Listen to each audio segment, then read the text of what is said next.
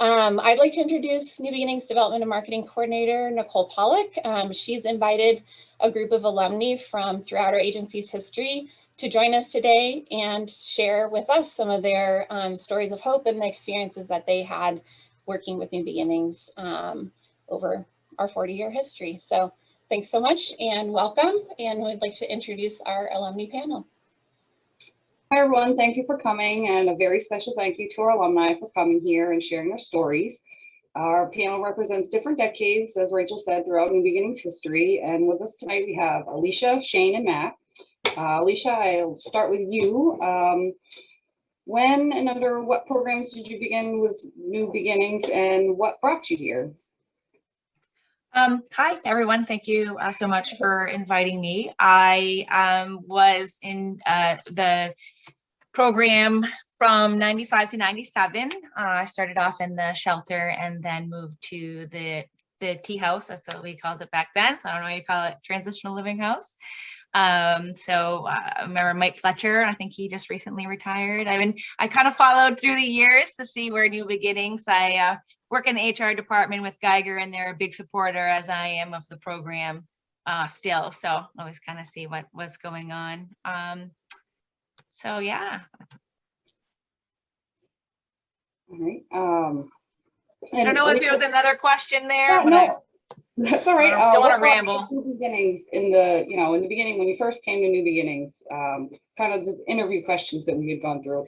I found my childhood growing up was less than stellar, which is probably the norm for folks that end up at New Beginnings. I just knew the environment wasn't something that was right. I didn't want to continue to stay home, and I did have older sisters and whatnot that had already left the house, but for whatever reason, my mom wouldn't allow me to go stay with them. So I pretty much had the choice of leaving to live on the street, or I don't know what other options there were. So I was able to check into the shelter, and for some odd reason she was fine with that, but not with me living with a relative. And so that's kind of where my story started, and how I ended up being there. And I stayed there till I graduated high school. Thank you for sharing. Shane, I'll introduce you next. And how about you? When and under what programs did you work with New Beginnings, and what brought you to New Beginnings? Hello. And thank you for inviting me as well. I don't remember the exact, I believe it was 2002. It could have been the end or beginning. I don't remember like the exact date, but it was from when I was 16 to 18, so 2002, 2004, right in there. And I didn't have much of a choice at the beginning. I was homeless for a couple of weeks, and then I became a ward of the state, or Department of Health and Human Services, I think it's called now. And they recommended the program to me, and it beat what I was doing.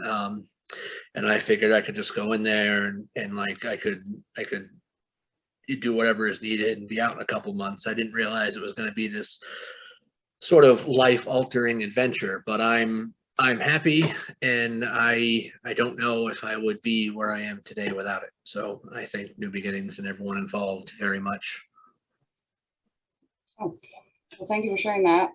That must have been difficult to navigate as a young person. I'm really glad New Beginnings was able to help you. Matt, I know you're out there too. How about you? When and under what programs were you involved with New Beginnings, and what brought you to New Beginnings? Can everyone hear me? Okay, so I went to the drop-in youth shelter for a month when I was 17 in 2007. I was having a rough time at home. It was kind of an abusive situation. I'd get kicked out a lot, and I wasn't getting into a lot of trouble or anything. I was actually not to toot my own horn, but I was a pretty good kid. And I wasn't doing drugs. I wasn't breaking rules. I just was always in trouble, because that's sort of how it was and how my mom operated for a while. And eventually when I got older, she started kicking me out quite a lot. I think to try to scare me, like, oh, what are you going to do if you can't come here? And I started sleeping at friends' houses and couch surfing and doing that whole thing. I called her bluff on it because it was better to be out of the house than it was to be there. And so, but then she started like bringing like threats of the police into it. Oh, well, you know, one of your friends is 18, so we're going to send the cops over there and we're going to, you know, we're going to try to get them for kidnapping or whatever. So I ran out of options. I ran out of places to stay. And I got involved with like I was getting into a little bit of trouble at the time, mostly like pranks and stuff, nothing too serious. But I got involved with a social worker at my school over at Poland Regional, and they hooked me up with a place to go. And I think my mom thought it would scare me straight or something, but it was just such a lovely program full of lovely people that it actually ended up making quite a big and good impact on me for quite some time. Well, I'm glad you were able to come to New Beginnings and start working on, you know, a new future. For the rest of you guys, I've had the privilege of hearing all your stories, and the answer to my next question was very similar for all of you. How did New Beginnings help you while you were there? Alicia, would you like to start?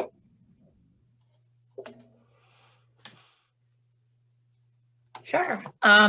So for me, I was able to continue to go to school, work. I worked 2 jobs, you know, didn't feel like I was mooching. I was able to kind of get into the programs I wanted to get into and do the things I wanted to do, but with the support. I mean, obviously you're someplace and how am I going to go to driver's ed and how are you going to do these things? It's not, you know, you're able to continue kind of being a youth and moving forward without staying stuck in this is a negative place and where I am. So I think it made a huge difference. I mean, I didn't want to go to school and, you know, and I still did. And I was able to get there and, you know, do the things and get into work, you know, work study programs so I could still work and go to school and graduate and kind of stay on track with my life. Matt or Shane, is there anything you want to add to that or?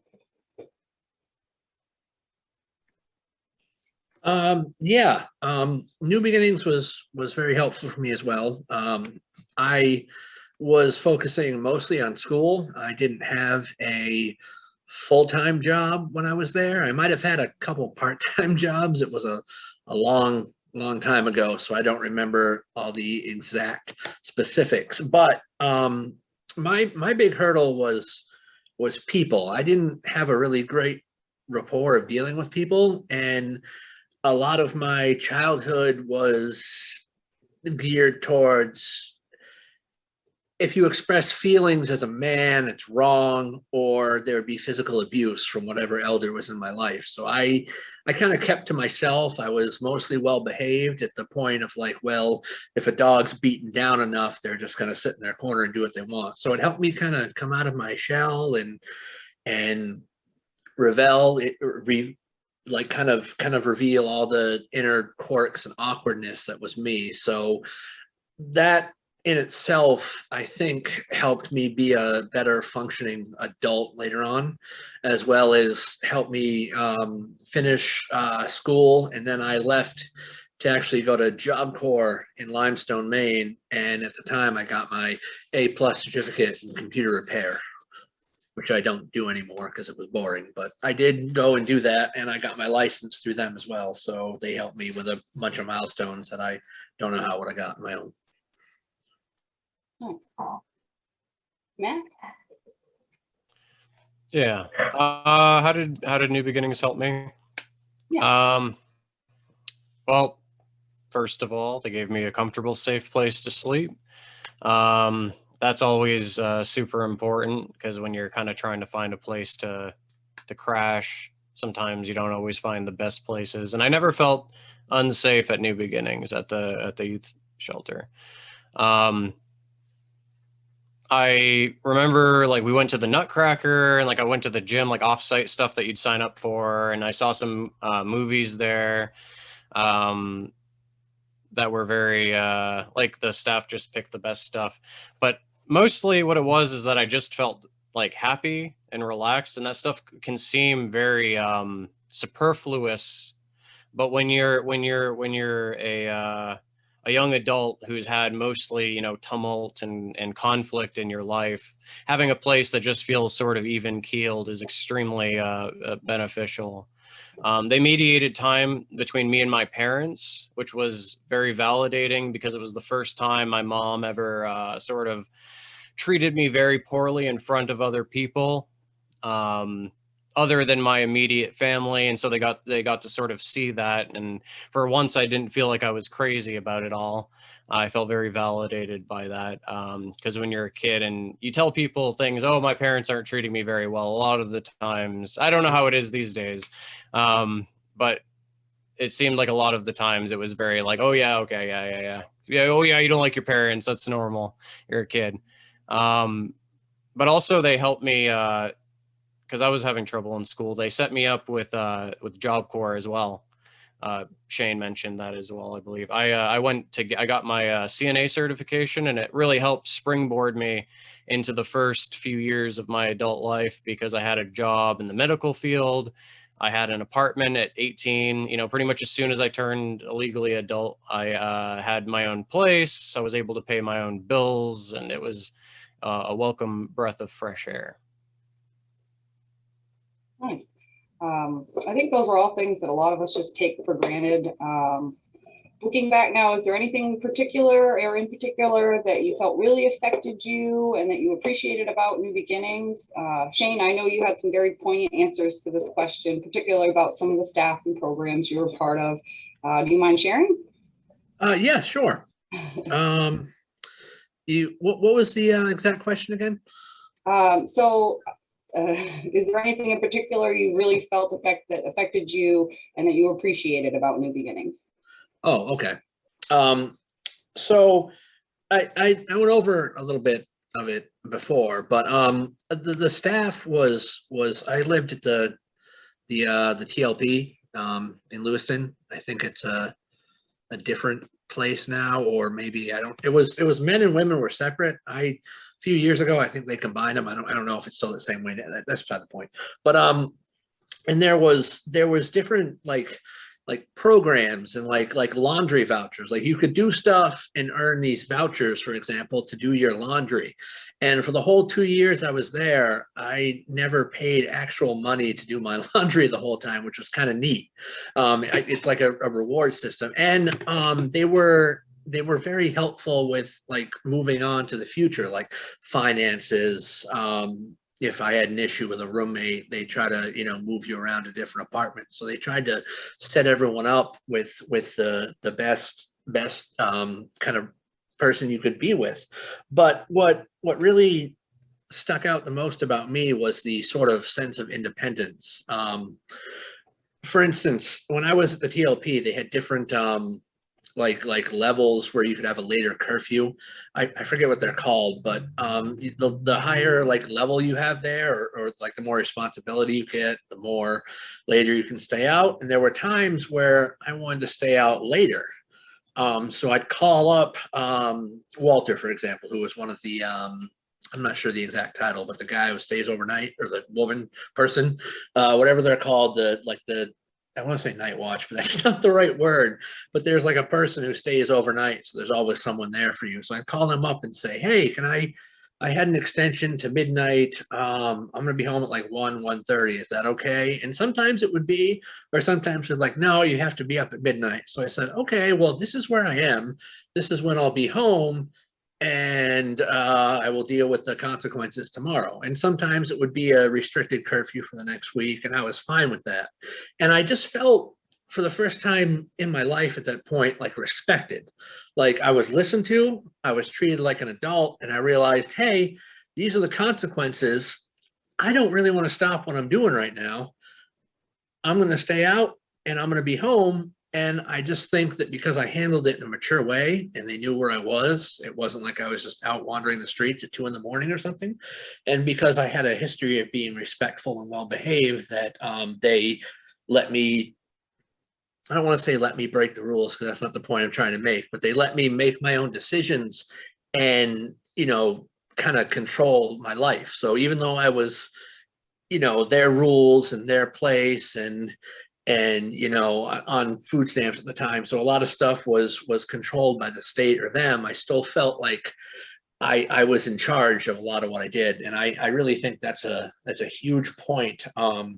It's good to help kids use young adults, whatever, get off drugs, get a good place to stay. But it's also important to make sure that when they're out of there, they're not gonna just be alone with no support. They'll be able to rely on themselves, and I'm really thankful for that. Awesome. Well, I know we're running low on time, so I'd just like to ask each of you one more question, one last one, and I think it's a really important one. What would you want young people to know now? Alicia?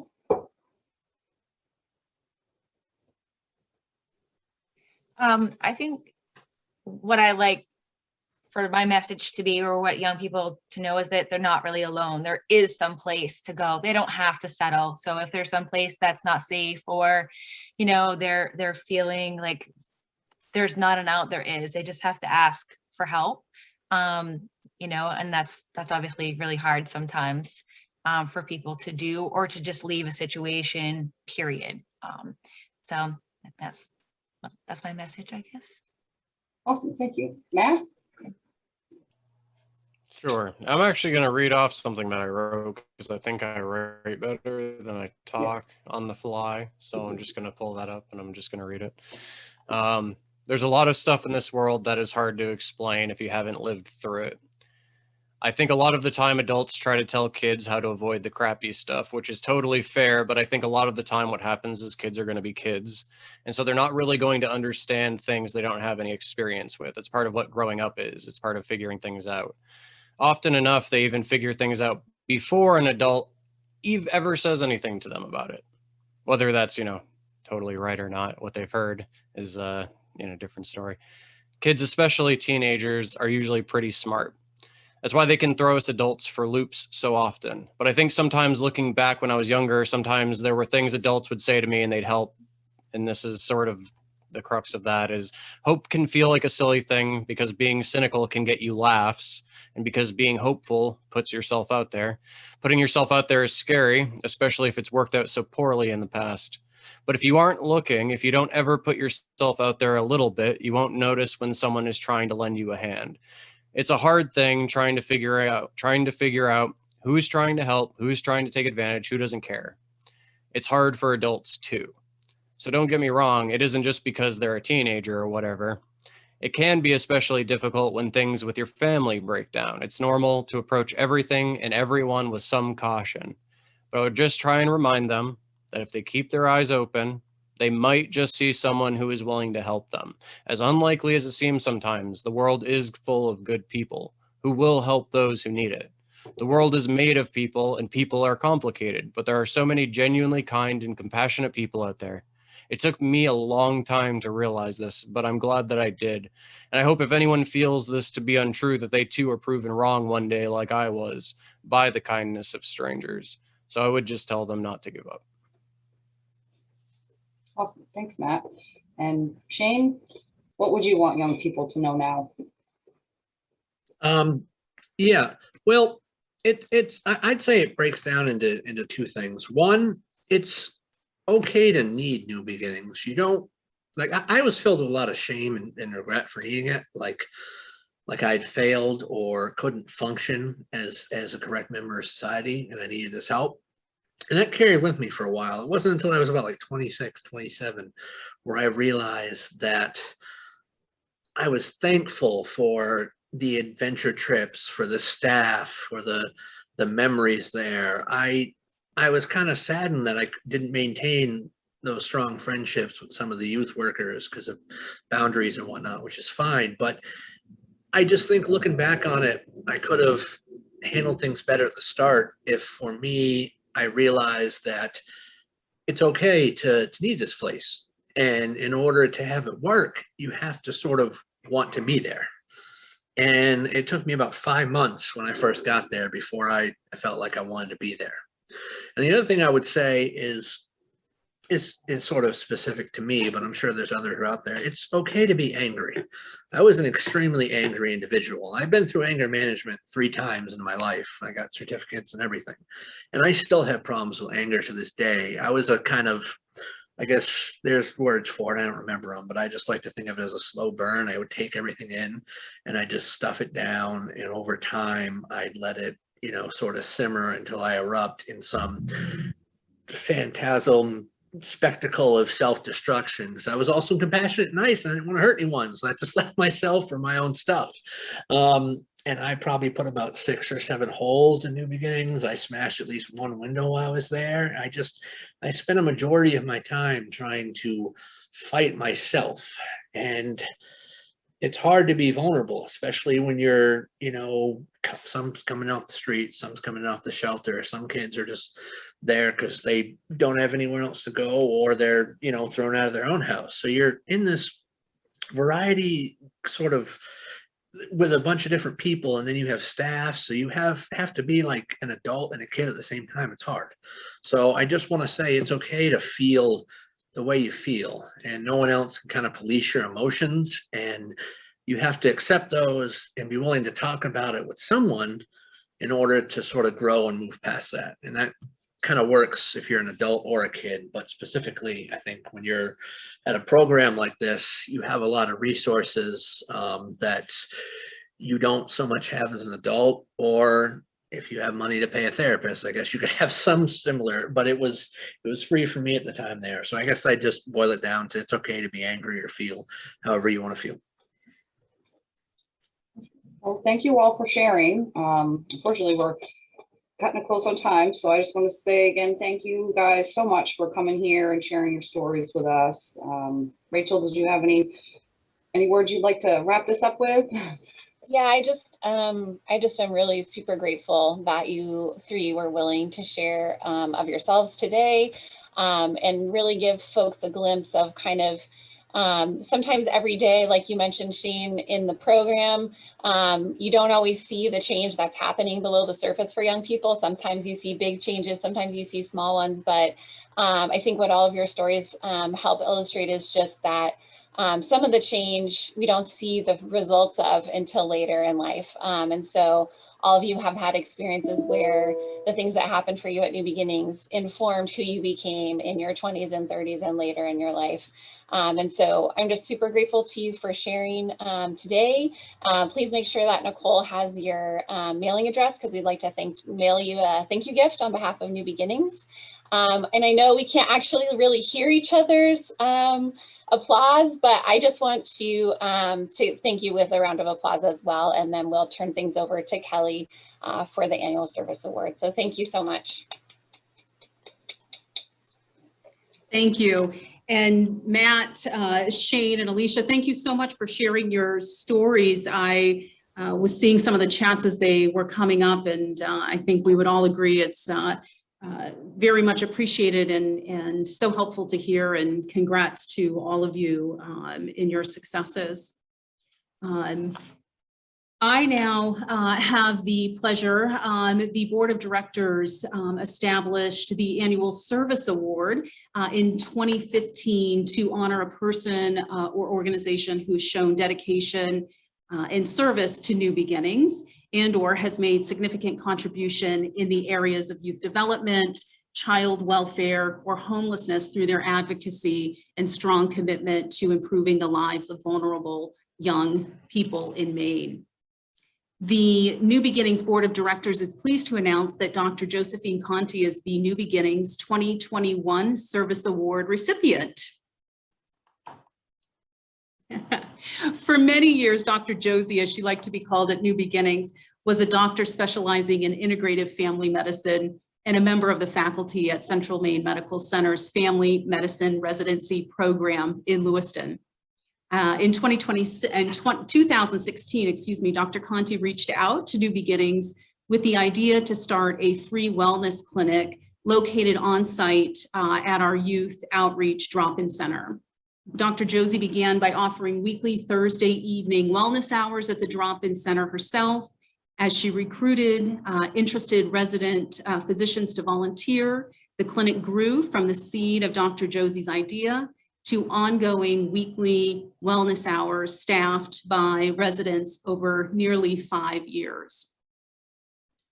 During those weekly hours, youth accessed free information, over-the-counter medications, tests, and health-related supplies at drop-in. She also helped youth who needed medical care to quickly get connected with Central Maine Family Medicine Residency Clinic for follow-up or primary care. Dr. Josie and the residents helped hundreds of young people get information and care who otherwise would likely have not gotten help until their issues turned into emergencies. It takes a special kind of person to be willing to truly get to know these youth and become a trusted part of their lives. Dr. Josie is a healer in the best sense of the word and has been able to do just that. She has improved the community through her tireless volunteer efforts to positively impact the lives of vulnerable and homeless youth in Greater Lewiston, Auburn. Dr. Josie was able to work with CMMC to develop an MOU with New Beginnings, paving the way for the clinic to continue to help youth in need beyond her recent retirement. We are incredibly grateful to Dr. Josie and are excited to honor her with this award. We are also excited to announce that even though the Wellness Clinic, along with the Drop-In Center, had to temporarily pause services during COVID-19 last year, New Beginnings is working to reestablish the Wellness Clinic now to carry on the legacy that Dr. Josie began. Dr. Josie, congratulations. I hope it's okay if I say thank you so much. And I could not have done this without my right hand, Rebecca Adamson, who absolutely made the whole thing happen all the time. And thank you to Mark Medor for showing us the room that could be available. And I miss everyone so much. And I'm glad that it's going to open back up again, and I can do better and I can do more. So I want to try to get more of the residents up in the Waterville, Augusta area involved if I can. So thank you so much for inviting me to be here today. And I love what you're all doing, and you're all really amazing, strong people doing beautiful work. Thanks. Thank you.